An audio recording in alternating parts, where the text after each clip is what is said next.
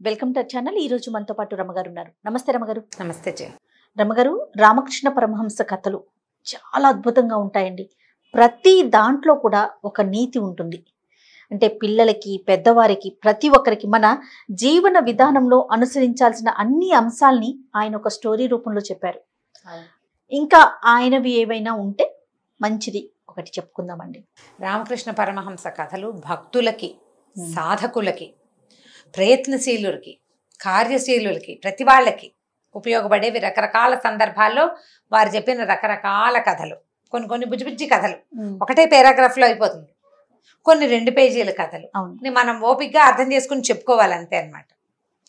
మామూలుగా మనం దేవుడు ఏ రూపంలో ఉంటాడు, ఒక ప్రశ్న వస్తుంది. దేవుడు ఎలా ఉంటాడండి అని అడుగుతాం కదా. ఎలా ఉంటాడు దేవుడు?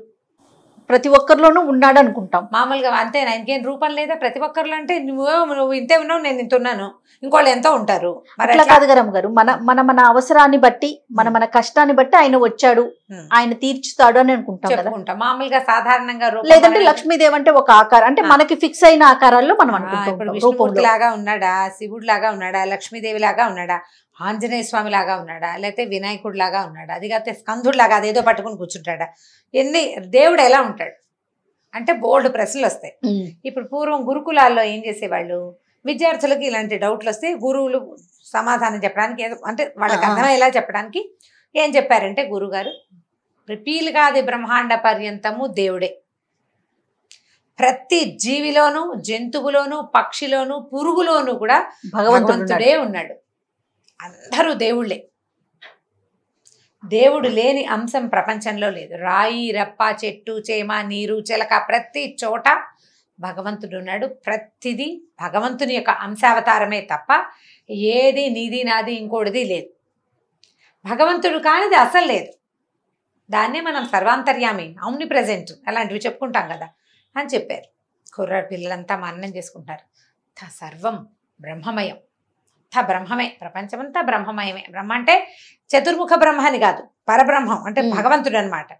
ఇలా మననం చేసుకుంటారు. సరే, బాగానే ఉంది. విద్యార్థులు వాళ్ళలో వాళ్ళు తర్కించుకున్నారు, వాళ్ళలో వాళ్ళు ఆలోచించుకున్నారు. నువ్వు దేవుడు అంటే నువ్వు దేవుడు అనుకున్నారు.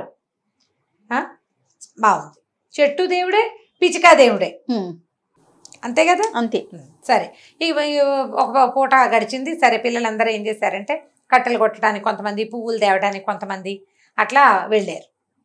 కొంతమంది శిష్యుల గుంపు అడవికి వెళ్ళింది కట్టెలు తేవడానికి. కట్టెలు మోసుకుంటూ వస్తున్నారు. సరే, దూరం నుంచి రాజుగారి ఏనుగు వస్తుందట.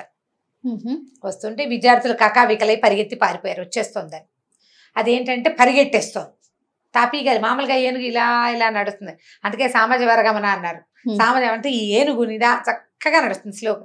దానికి ఉద్రేకం వస్తే వేరేలాగా ఉంటుంది, కానీ లేకపోతే దాని నడక నెమ్మది అయిన నడక, చక్కగా ఉంటుంది. భారీగా ఉండటం వల్ల దానిలో ఉన్న మృదుత్వం మనకి కనపడదు, కానీ దాని నడక మృదువైన నడకే. ఇది పరిగెడుతోంది.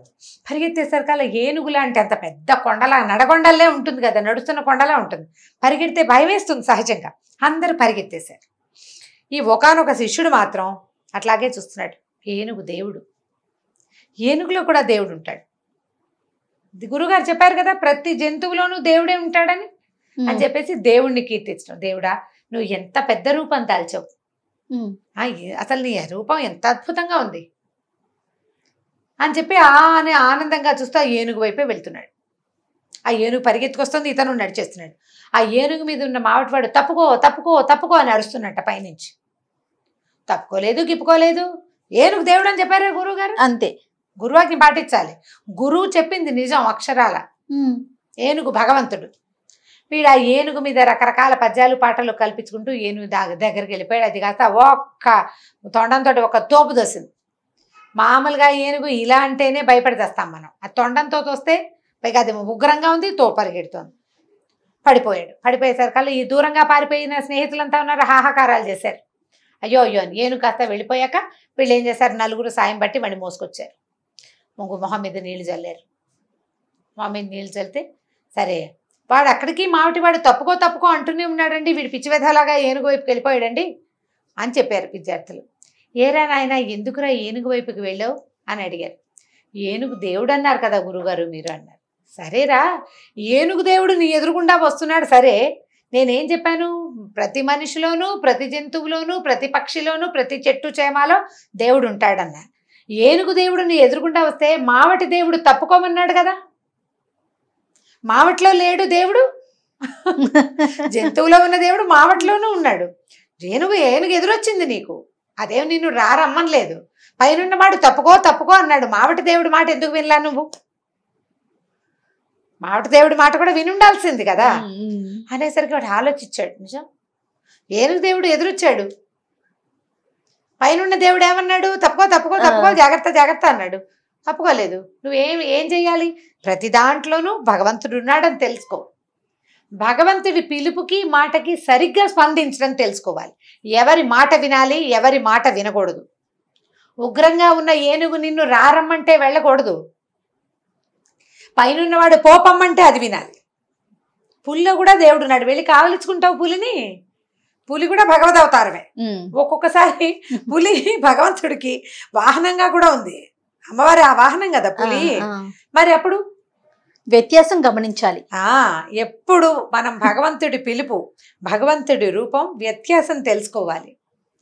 ఏ పిలుపు నాది, ఏ పిలుపు నాది కాదు.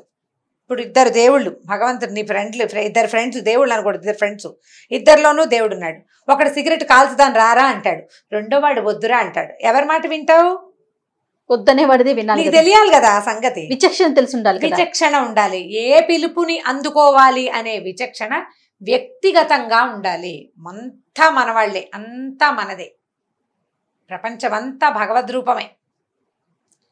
ఇందులో ఏ భగవద్రూపపు పిలుపుని నువ్వు అందుకోవాలి అనే విచక్షణ, ఏ భగవంతుణ్ణి నువ్వు ఆరాధించాలి అనే విచక్షణ నువ్వు లోపల కలిగి ఉండాలి. దానికి విద్య అవసరం, ప్రపంచ జ్ఞానం అవసరం, తెలుసుకునే తెలివిడి ఉండాలి వ్యక్తులకి. అప్పుడు మనం సరి అయిన మార్గం ఏమిటి? ఇప్పుడు ఒక ఊరు వెళ్ళడానికి 2 దారులు ఉన్నాయి. ఒకటి మెలికలుగా ఉంది, ఒకటి సాదాగా ఉంది. 2 భగవద్రూప ఇచ్చినవే. నువ్వు ఏది సెలెక్ట్ చేసుకుంటావు? కాస్త సాదాగా ఉన్నది, స్ట్రైట్గా కనపడేది. మెలికలుగా ఉన్న దాంట్లోకి వెళ్తే ఎక్కడో నువ్వు దొరికిపోతావు, ఎక్కడో నువ్వు మిగిలిపోతావు, ముందుకు వెళ్ళలేకపోతావు, గమ్యాన్ని చేరవు. గమ్యం చేరాలి కదా ప్రతివాడు. ఖచ్చితంగా గమ్యం చేరాలంటే సరి అయిన పిలుపుని అందుకోవాలి, సరి అయిన భగవద్రూపాన్ని తెలుసుకోవాలి. ఆ విచక్షణ గనక ఉంటే నువ్వు జీవితంలో ముందుకెళ్తావు నాయన అని వివేకానందుల వారికి రామకృష్ణ పరమహంస ఉపదేశించిన కథ ఇది. ఆయన బోల్డ్ కథలు చెప్పారు. ఈయన నరేంద్రుడిగా ఉన్నప్పుడు, అంటే వివేకానందులు పూర్తి స్థాయి వివేకానందులుగా మారకముందు కూడా ఈయన్ని రామకృష్ణ పరమహంసను కలిసేవారట. ఆయా సందర్భాల్లో అప్పుడప్పుడు ఒక్కొక్క కథ చెప్తూ ఉండేవారు. ఆయన వాళ్ళకి చెప్పింది, వీళ్ళకి చెప్పింది అని బోల్డ్ అనే కథలు ఉన్నాయి. నాకు ఈ కథ ఎంత ఇష్టమో. ఇప్పుడు ఏనుగు దేవుడు రమ్మంటున్నాడు, మావటి దేవుడు వద్దన్నాడు కదా. మావిటిని పట్టించుకోకపోతే ఎట్లా? నీకు పైనున్న దేవుడు కూడా, పైనున్నవాడు దేవుడే, వాడు చెప్తున్నాడు తప్పుకో సర్వాంతర్యామి కదా. అదే ఇప్పుడు మన బుద్ధి ఏంటి? మన ఒకళ్ళు ఒక చోట కూర్చోమన్నారు జయ్య, భగవంతుడు ఆజ్ఞగా స్వీకరించి నువ్వు అక్కడ కూర్చోటానికి వెళ్ళావు.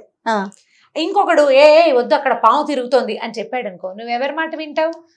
అవతల మాట వినాల్సిందే కదా. రెండో మాట, నిన్ను అక్కడికి వెళ్తే ఈ పరిస్థితి ఎదురవుతుందని వారించినది కూడా భగవంతుని. మొదటిదే భగవంతుడి పిలుపు, రెండోది కాదు అనడానికి వీల్లేదు కదా.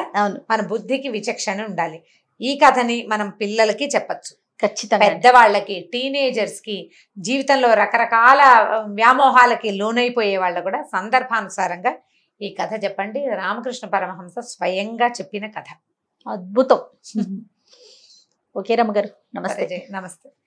ఈ వీడియో కనుక మీకు నచ్చినట్లయితే లైక్ చేయండి, షేర్ చేయండి. మరిన్ని వీడియోస్ కోసం మా ఛానల్ని సబ్స్క్రైబ్ చేసుకోండి.